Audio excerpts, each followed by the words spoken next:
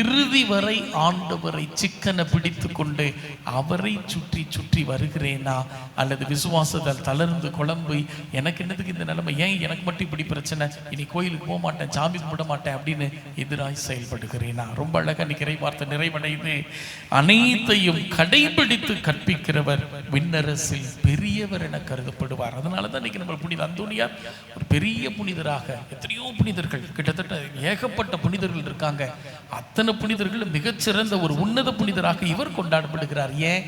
விண்ணரசின் இறை வார்த்தைகளுக்கு கீழ்ப்படிந்தார், செவிமடுத்தார், அதை வாழ்வாக்கினார். இன்னைக்கு நீங்களும் நானும் அதை செய்வதற்காக அழைக்கப்பட்டிருக்கிறோம். இந்த கடவுள் நமக்கு எவ்வளவோ செஞ்சிருக்கார், எவ்வளவோ நன்மைகளை செஞ்சிருக்கார். உட்காந்து யோசிச்சு பார்த்தோம்னா இன்னைக்கு நாளே பத்தாது.